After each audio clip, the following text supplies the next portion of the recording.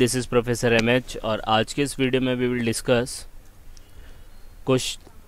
Lecture number 10 MCOM part 1 semester 1 direct taxes mandatory 2 as per NEP 2020 computation of net taxable income 15 mark के लिए आया था question number 3 in MCOM semester 3 जून 2023 के अंदर। तो जून 2023 में MCOM सेमेस्टर 3 का जो क्वेश्चन आया था वो हम लोग MCOM पार्ट 1 और सेमेस्टर 1 में भी इंक्लूड करेंगे क्योंकि दोनों का पोर्शन सेम हो गया है एज़ पर न्यू सिलेबस। तो जो भी एप्लीकेबल लेक्चर होगा पार्ट 1 के लिए सेमेस्टर 1 वो सेमेस्टर 3 के लिए भी एप्लीकेबल होगा एज ऑफ नाउ। ठीक है, तो आज हम लोग देखने वाले हैं computation of net taxable income. अभी प्रीवियसली जितने भी 9 वीडियोस आ चुके हैं इसके अंदर हम लोग ने basically computation of capital gain देखा, स्कोप ऑफ टोटल इनकम देखा। अब हम लोग स्टार्ट करेंगे 15 मार्क का बड़ा क्वेश्चन जिसके अंदर और भी हेड आएंगे जैसे house property, salary, business profession, वो सब।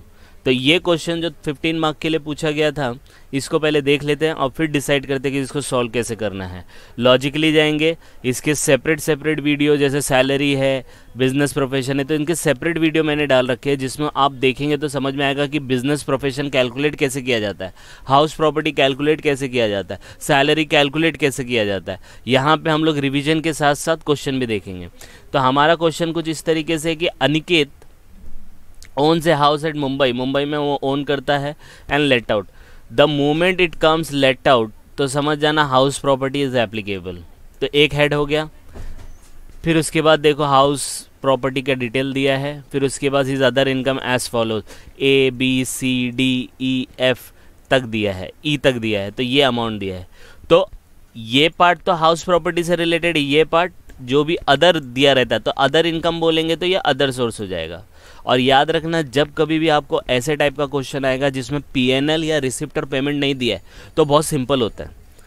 हाँ, एक बार और बोलता हूँ, मैं आपको रिपीट कर रहा हूँ कि जब कभी भी आपको क्वेश्चन दिखे जिसके अंदर PNL ना हो और रिसिप्ट और पेमेंट ना हो तो वो और सिंपल हो जाता है। तो इसके अंदर ना PNL है ना रिसिप्ट और पेमेंट है। इसका मतलब अगर आपने इसको कॉपी पेस्ट भी कर दिया ना तो 15 मार्क्स में से 10 मार्क ऐसे ही लेके जाओगे। अब इसको कैसे कॉपी करना है वो मैं आपको बताता हूँ। तो सबसे पहले क्या है, हमारा हाउस से रिलेटेड जो लेट आउट है तो इसका फॉर्मेट देख लेते हैं और इसका सोल्यूशन निकालते हैं। फिर इसके अदर इनकम पे जाएंगे, दैट इज़ अदर सोर्स। ठीक है, तो याद रखना हाउस प्रॉपर्टी का मैंने सेपरेट वीडियो डाल रखा है कि उसके फॉर्मेट को कैसे याद रखना है। यहाँ पे कुछ अलग तरीके से और बता दूंगा जिससे आपको याद हो जाएगा, एग्जाम में रिकलेक्ट जल्दी हो जाएगा। ठीक है, तो सबसे पहले फॉर्मेट बनाएंगे।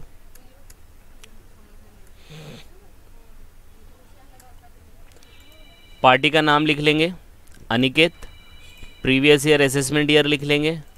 उसके बाद कंप्यूटेशन ऑफ टैक्सेबल इनकम है, total taxable, net taxable income, जो लिखना है लिखो।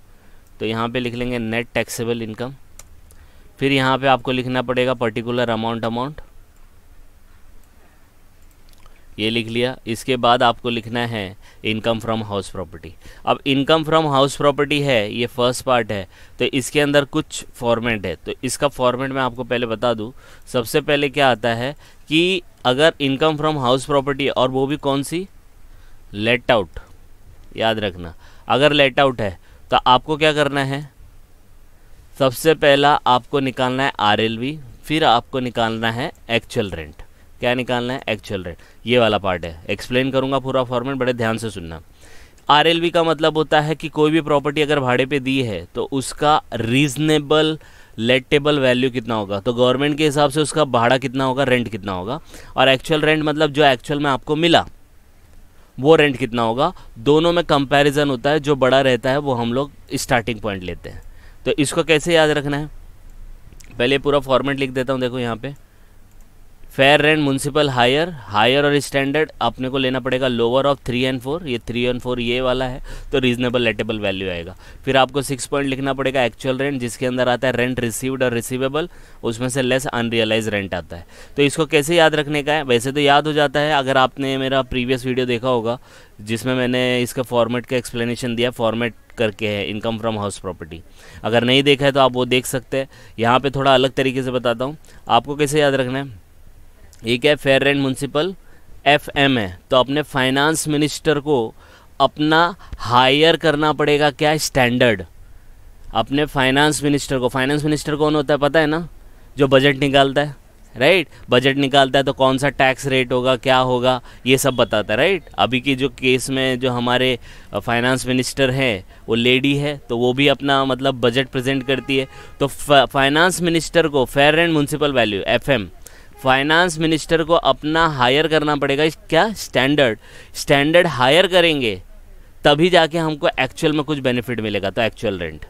इस तरीके से याद रहेंगे तो एक फॉर्मेट का ढांचा रहेगा। हाँ, फाइनेंस मिनिस्टर एफएम है तो फेयर और म्युनिसिपल हायर करना पड़ेगा स्टैंडर्ड को, तो तभी जाके हमें एक्चुअल बेनिफिट मिलेगा, that is actual rent.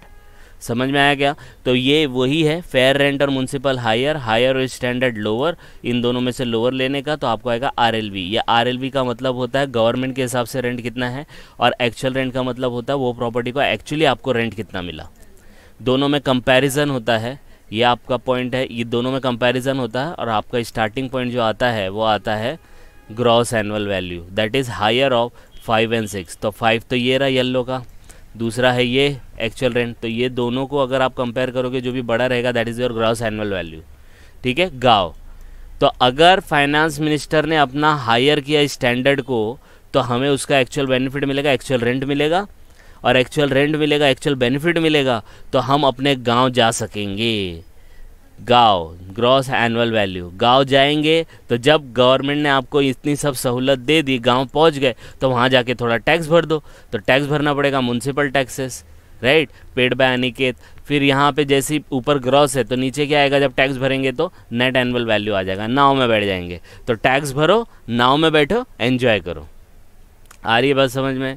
Yes और नो? तो इस तरीके से थोड़ा फॉर्मेट का, ये थोड़ा अनऑफिशियल टाइप में है, लेकिन क्या होता है कि इतना सा पोर्शन रहता है तो आपको समझ में नहीं आता कैसे रिमेंबर, तो ये रिकलेक्ट करने का एक तरीका है। आपको इससे और अच्छा तरीका आता है तो आप उस तरीके से भी कर सकते हो। ठीक है, तो ये आ गई आपकी नाव में बैठ जाओ। नाव में बैठ गए, फाइनेंस मिनिस्टर ने अपना हायर कर दिया था स्टैंडर्ड को, जिसकी वजह से हमें एक्चुअल बेनिफिट मिल गया, जिससे हम गांव जा सके। वहाँ पे हमने टैक्स भरा, क्योंकि हमें इतनी सब फैसिलिटी मिली तो टैक्स भरना लाजमी है भाई, टैक्स भर दिया। अब हम वहाँ के गांव में नाव में बैठ गए।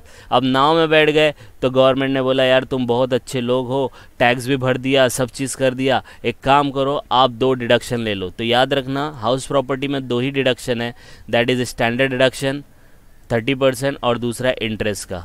और यहाँ पे आपका पूरा topic income from house property का ख़त्म हो जाता है। इतना आपको ध्यान में रखना है। हो गया, ये फॉर्मेट एक्सप्लेन हो गया, right. Taxable income from house property. इसके बाद भी 2 पॉइंट है, ये पॉइंट आते हैं तो आएंगे, नहीं आते तो नहीं आते, मोस्टली नहीं आते, लेकिन तो भी इसमें क्या करना है, ये जो अनरियलाइज रेंट आपने लेस किया है ना, कभी कभी क्या होता है ये रेंट सामने वाला मना कर देता है कि ये महीने हम लोग को थोड़ा प्रॉब्लम है, नेक्स्ट महीना लो या बाद में लो।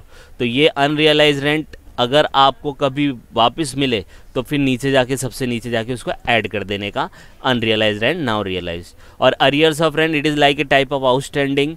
क्या होता है कि 10 साल से कोई रेंट नहीं बढ़ता है तो आप क्या करते हो, रेंट बढ़ाते हो। तो उसमें डिस्कशन होता है कि भाई 10,000 आपका रेंट पहले था, अब हम 20 करेंगे, तो आप बोलते नहीं 15, तो सामने वाला क्या बोलता है कि 15 हम लोग पिछले 10 साल से लेंगे।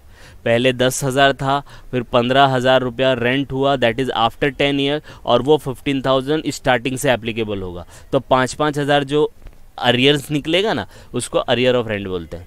बहुत अच्छे से एक्सप्लेन किया है मैंने सेपरेट वीडियो में, यहाँ थोड़ा बड़ा हो जाएगा वीडियो, इसलिए थोड़ा सा एक्सप्लेन कर लिया। तो ये दोनों को ऐड कर देने का, और उसमें से अनरियलाइज रेंट ऑफ अरियर का जो भी टोटल आएगा उसका 30% माइनस कर देने का। जो अमाउंट आएगा उसको ये ग्रीन के अंदर ऐड करो, और ये आपका फाइनल फॉर्मेट कंप्लीट होगा, और ये आपकी net taxable income from house property आएगी। ये इसके अलावा पूरे फॉर्मेट नहीं है, हाउस प्रॉपर्टी का आपका फॉर्मेट इतना ही है, ये आपका फॉर्मेट है इतना। अब इतना एग्ज़ाम में हमारे पास ये क्वेश्चन इतना दिया है, अब अपने को कैसे पता चलेगा कि हम लोग को पूरा लिखना है? याद रखना, हाउस प्रॉपर्टी आया पूरा फॉर्मेट लिखो, पता नहीं कौन सा क्वेश्चन पूछ ले, कौन सा आइटम पूछ ले, तो पूरा याद रहेगा तो आप लोग फटाफट कर पाओगे। अब हमारे पास क्या डेटा है, यहाँ से अदर इनकम चालू हुआ तो ऊपर ही ऊपर है, तो देखो एनुअल रेंट दिया है 1 लाख, 1 लाख पूरा एनुअल रेंट है, मतलब उसको इतना मिला, तो that is your actual rent. तो मैं यहाँ पे एक्चुअल रेंट में जाके क्या कर दूंगा, 1 लाख लिख दूंगा। समझ में आया? फिर इसके आगे देखो, रिपेयर दिया है, ग्राउंड रेंट दिया, इंश्योरेंस दिया, म्युनिसिपल टैक्स दिया, हाउस प्रॉपर्टी। तो ये 5 में से ये 3 का तो कोई डिटेल ही नहीं है, रिपेयर का, लेकिन इसका आया है, म्युनिसिपल टैक्स का आया, हाउस इंटरेस्ट का आया। तो म्युनिसिपल टैक्स किधर है, यहाँ पे देखो सामने, तो इसको मैंने यहाँ पे क्लिक कर दिया। फिर दूसरा देखो इंटरेस्ट है, तो इंटरेस्ट भी आया था नीचे देखो यहाँ पे, तो यहाँ पे लिख दिया पूरा, और जो दिया है डिटेल उसको यूज़ नहीं करने का, इसलिए फॉर्मेट होना बहुत ज़रूरी है। तो मैंने एक्सप्लेन किया। तो यहाँ पे आपका हाउस प्रॉपर्टी ख़त्म हो गया और कुछ दिया नहीं है, तो बस इसको टोटल करो। तो हम लोग स्टार्टिंग से करेंगे, तो फेयर रेंट आपका क्या आया 0, नीचे वाला भी क्या आएगा 0, उसके नीचे वाला 0, उसके नीचे वाला 0, सब 0 आएंगे, ये 0, ये भी 0, ये 0, ये भी 0, सीधा एक्चुअल रेंट दिया है। अब आपको पता है ना, इसके अंदर ये येलो वाला पहले वाले येलो वाले में से हायर लेते, तो ये तो 0 है, तो हायर क्या आएगा, तो आपका गांव जो बनेगा वो 1 लाख ही बनेगा। जैसे ही ये 1 लाख बना, तो इसमें से 10,000 आपको माइनस करना है, तो आपकी नेट एनुअल वैल्यू कितनी आ जाएगी 90,000 आ जाएगी। जैसे ये 90,000 आएगा तो डिडक्शन लेना है आपको, है ना, डिडक्शन कितने का लेना है, एक 30% ऑफ NAV लेना है। तो 90,000 का 30% लेंगे तो आपको मिलेगा 27,000। इंटरेस्ट दिया है 10,000, तो आपका आंसर आ जाएगा 90,000 में से 27 गया, 10,000 गया, तो बचा 53,000। आगे की अमाउंट नहीं दिए है तो ये सब 0 हो जाएंगे, और एक्चुअल में आपकी इनकम फ्रॉम हाउस प्रॉपर्टी बन जाएगी 53,000। समझ में आया? थोड़ा वीडियो एक्सटेंड हो रहा है, लेकिन आपको इस तरीके से बताया कि पूरा फॉर्मेट याद हो जाएगा। ठीक है, तो आपकी income from house property Aniket की 53,000 हो गई, बराबर है। अब आते हैं दूसरे पार्ट पे, that is a other source. अब अदर सोर्स के अंदर कितने आइटम है, 1 2 3, नहीं ये इसी का पार्ट है, तो 1 2 हो गया, 3 हो गया, 4 हो गया, 5 हो गया। तो याद रखना, जब ऐसे लाइन में दिया रहेगा ना अदर सोर्स, अदर इनकम, है ना, अदर इनकम अर्न, ऐसा कुछ दिया रहेगा और पॉइंटर दिए रहेंगे, तो कुछ नहीं करना है। यहाँ पे आपका एक पार्ट ख़त्म हुआ, नीचे जाना है, नीचे क्या लिखना है आपको, second part that is income from other sources, लिख दिया। अब ये कितने पॉइंट है, 6 पॉइंट है, 6 के 6 पॉइंट को आपको कॉपी पेस्ट करना है। ये देखो पूरा अमाउंट के साथ किया है। आपको ये अमाउंट नहीं लिखना, अमाउंट के लिए कॉलम है, ये सिर्फ मैंने क्वेश्चन कॉपी किया तो उसके साथ आ गया, तो ये वाला अमाउंट है। अब देखो, अब आपको ये 6-7 पॉइंट में से ये डिस्कस करना है कि टैक्सेबल है कि नहीं। तो आप बोलेंगे सर अब अदर सोर्स में क्या टैक्सेबल क्या नॉट टैक्सेबल, तो अदर का मतलब ही होता है कि दूसरी इनकम जो मिल रही है तो पूरी टैक्सेबल होती है। कुछ कुछ जगह पे नॉट टैक्सेबल है, वो उसका मैंने अदर सोर्स का एक सेपरेट वीडियो बनाया, वो देख लेंगे आप, तो आपको कॉन्सेप्ट क्लियर हो जाएगा। लेकिन मैं आपको बता दूँ, बाय डिफ़ॉल्ट जितनी भी अदर सोर्स की इनकम होगी वो 99% टैक्सेबल होगी, और उस इनकम को कमाने के लिए जो जेन्युइन एक्सपेंस होंगे, जेन्युइन, वो माइनस करने का, ये कॉन्सेप्ट याद रखो। आ रही बात समझ में? तो यहाँ पे आपका कितने पॉइंट है, 7 पॉइंट है, जो भी है। अब ये मैंने क्या बोला, 99% सब टैक्सेबल है, कुछ पढ़ के भी समझ में आ जाएगा कि नॉट टैक्सेबल होगा। हाँ, ये याद रखना। तो देखो पहला क्या है, इंटरेस्ट है, तो इंटरेस्ट में मैं अब जो भी पॉइंट आएगा तो उसमें रिपीट करते रहूँगा। इंटरेस्ट आया तो याद रखना, अदर सोर्स के अंदर इंटरेस्ट जो होता है वो कोई भी इंटरेस्ट हो सब टैक्सेबल होता है, 1-2 को छोड़ के। ये TY BCom, MCom, TY BMS, SY BAP, इनके लिए एप्लीकेबल बता रहा हूँ। इंटरेस्ट होता है कोई भी इंटरेस्ट सब टैक्सेबल है, 1-2 को छोड़ के। जैसे पोस्ट ऑफिस सेविंग पे interest not taxable, public provident PPF पे नॉट टैक्सेबल है, ये 2 याद रखो, मोस्ट इंपॉर्टेंट है। बाकी कोई भी इंटरेस्ट दिखा सब टैक्सेबल। तो ये 8,000 है, तो 8,000 देखो मैंने लिख दिया। फिर दिया है डिविडेंड, पहले डिविडेंड नॉट टैक्सेबल था लेकिन अब टैक्सेबल कर दिया। तो डिविडेंड चाहे इंडियन इनकम की हो, इंडियन कंपनी की हो या फॉरेन कंपनी की, सब टैक्सेबल होता है। तो इसलिए देखो डीमार्ट से मिला, जियो से मिला, सबका सब टैक्सेबल होगा 30-20। समझ में आया? Next, agriculture income from land in Ratnagiri. आपको पता होना चाहिए एग्रीकल्चर इनकम पे कोई टैक्स नहीं होता, तो एग्रीकल्चर इनकम मिला तो नॉट टैक्सेबल है, तो इसको मैं 0 करूँगा। देखो जो पॉइंट आ रहा है मैं उसका एक्सप्लेनेशन भी दे रहा हूँ, तो आपका कॉन्सेप्ट क्लियर रहेगा। फिर अक्रूड इंटरेस्ट मैंने अभी बताया था, सब इंटरेस्ट टैक्सेबल होता है, 2 को याद रखो बस। PPF हो गया, पोस्ट ऑफिस सेविंग हो गया, तो 20,000 पूरा टैक्सेबल हो जाएगा। डिविडेंड फ्रॉम फॉरेन कंपनी अभी बताया, कोई भी इनकम हो, कोई भी डिविडेंड हो, कहीं से भी मिले, इंटरिम मिले, फाइनल मिले, जो भी मिले, फॉरेन से मिले या इंडियन से मिले, सब टैक्सेबल होता है। तो ये हो गया ना। देखो ये क्या किया आपने, सिर्फ कॉपी पेस्ट किया। अगर बाय डिफ़ॉल्ट अगर आपको कुछ समझ में भी नहीं आता, सिर्फ अमाउंट भी लिख के आएंगे, तो समझो देखो 6 मार्क का था, 6 मार्क का था, तो एक अगर इस बार अमाउंट भी लिख देते, गलत भी हो जाता तो 5 तो मिलता ना। तो इस तरीके से करने का। अब इसको टोटल मारो, टोटल हो गया तो इनकम फ्रॉम आपकी अदर सोर्स कितनी हो गई, 1,78,000 हो गई ये। अब ये इनकम और ये 53, तो मैं इसको हाईलाइट कर देता हूँ ग्रीन से और इसको मैं लिख देता हूँ इनकम फ्रॉम अदर सोर्सेस। समझ में आया? समझे? 1,78,000 और ये 53,000 है ये। अब इन दोनों को ऐड कर दो, 53 और 178, आपका आएगा ग्रॉस टोटल इनकम 2,31,000।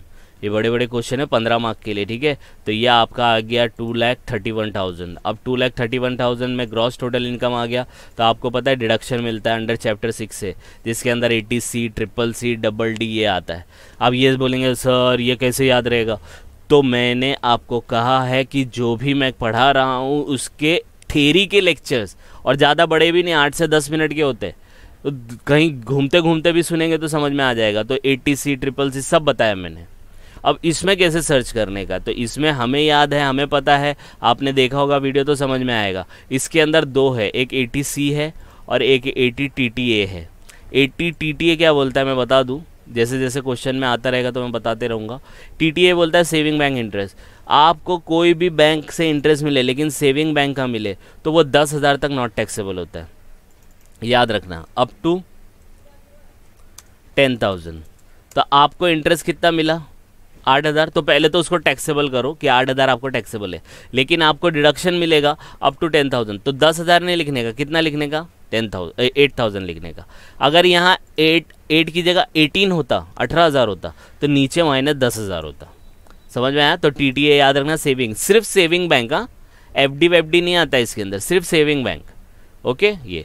फिर 80C है accrued interest on NSC। NSC जो है ना, 80C के अंदर है ना कुछ 25-26 नाम है, जैसे लाइफ इंश्योरेंस, NSC, धन रक्षा, जीवन धारा, जीवन अक्षय, फिर आपका यूनिट लिंक्ड इंश्योरेंस प्लान, फिर senior citizen investment, post office saving, ऐसा करके है ना, superannuation fund, provident fund, recognised provident fund, ऐसे करके 25-26 नाम है। तो NSC भी उसी में आता है। तो इसमें 80C में अगर आपने, 80C क्या बोलता है, इन्वेस्टमेंट करो, तब आपको इसका डिडक्शन मिलेगा। अब आप बोलेंगे सर ये इंटरेस्ट मिला है ना, ये तो इनकम है, तो इसका डिडक्शन कैसे हो रहा है? तो NSC का क्या रूल है पता है? NSC में जो इंटरेस्ट मिलता है ना, तो मिलता नहीं है, वो वहाँ पे री इन्वेस्टमेंट हो जाता है। तो जो भी इंटरेस्ट मिला पहले उसको टैक्सेबल मारो, और फिर 80C की जो लिमिट है ना वो 1.5 लाख की है, तो उसको डिडक्शन में भी ले लो, क्योंकि वो इंटरेस्ट आपको मिला नहीं है, वो वहाँ पे री इन्वेस्टमेंट हो गया। तो 1.5 लाख तक मिलेगा, तो ये 20,000 है, तो 20,000 पूरा का पूरा माइनस करने को मिलेगा। ये देखो, बस इसके अंदर 2 ही डिडक्शन था, इनका टोटल मारेंगे तो आपको मिलेगा 28,000। 2,31,000 में से 28,000 मारो और आपको आएगा 2,03,000। 2,03,000 लिखो और 15 मार्क लेके जाओ। आई बात समझ में? तो ये इस टाइप का क्वेश्चन है, मैंने ट्राई किया है कि आपको पूरा समझ में आ जाए। तो 15 मार्क का था MCOM सेमेस्टर 3। तो याद रखना, ये जो भी एग्जाम होंगे तो रिलेटेड ही पूछा जाएगा, सिमिलर क्वेश्चंस आएंगे, तो गो थ्रू करो। डाउट आएगा तो कमेंट करके बता सकते हैं। And please like and subscribe for more videos. Thank you.